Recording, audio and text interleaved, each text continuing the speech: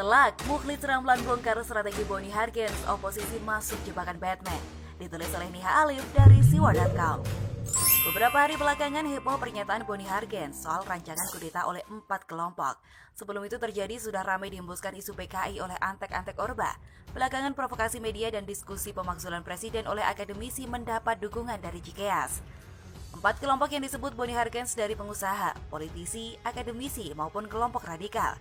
Inisiasi Din Syamsuddin pada diskusi pemakzulan bukan tanpa sebab. Hebatnya, menurut Mukhlis Ramlan, pernyataan Boni Hargens justru untuk menjebak oposisi dengan bantahannya yang justru membuka tabir kebusukan mereka sebenarnya.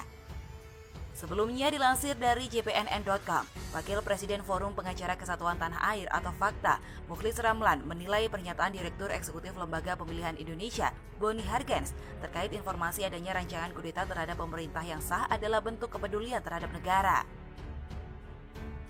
Pernyataan tersebut juga sebagai antisipasi dini menyelamatkan NKRI dari gerakan sebuah kelompok yang tidak hanya dilakukan oleh militer saja, bahkan tindakan politik oleh sebuah komunitas untuk menguasai pemerintah yang sah dengan agenda rahasia yang melibatkan tokoh-tokoh sipil berpengaruh dalam sebuah negara juga sering terjadi. Sebagai contoh, menurut Mukhlis Ramlan, peristiwa kudeta yang pernah terjadi di Oman, Mesir, Turki, Libya, dan lain-lainnya tidak hanya dilakukan oleh kelompok militer, tetapi dalam prosesnya ada keterlibatan kaum sipil yang aktif dalam gerakan oposisi di negara-negara tersebut. Menurut Mukhlis, institusi negara telah melakukan pertemuan rutin, melakukan sebuah kajian panjang, analisa data untuk mencari solusi terbaik atas gerakan dari perancang kudeta tersebut.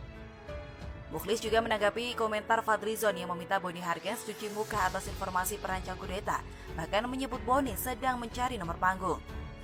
Pernyataan Fadlizon yang meminta Boni Hargens cuci muka atas informasi perancang kudeta, bahkan mencari nomor punggung, itu jelas bentuk putus asa seorang Fadli yang kita semua bertanya apa yang sudah dikerjakan ia di gedung parlemen selama ini, kata Mukhlis.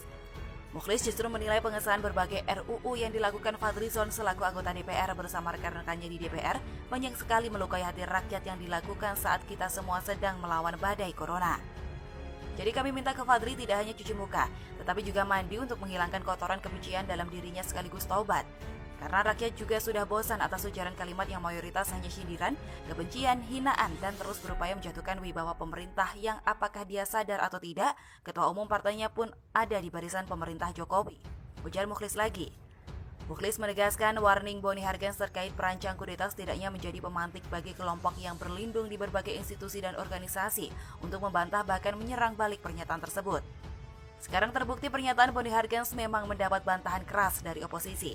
Sebelumnya saya sendiri menuliskan artikel mengenai pengakuan Partai Berkarya bahwa atribut PKI yang dibakar bisa dicetak sendiri, bisa berujung pidana dan pembubaran partai tersebut.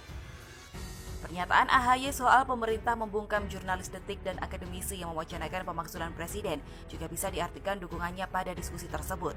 Bisa juga orang berpikir kalau dia dan kelompoknya adalah dalang di balik diskusi. Taktik dizolimi untuk menarik simpati juga pernah dilakukan SBY saat menantang Mega dulu. Kini pernyataan Boni Hargens yang membongkar siasat busuk mereka pasti mendapat kecaman keras karena secara tak langsung mematahkan strategi lawan. Sejarah bisa saja terulang, tapi tak melulu persis seperti dahulu. Meski isu PKI dimunculkan, rakyat tak terprovokasi karena yang ditunjukkan hanya atributnya, bukan sosoknya.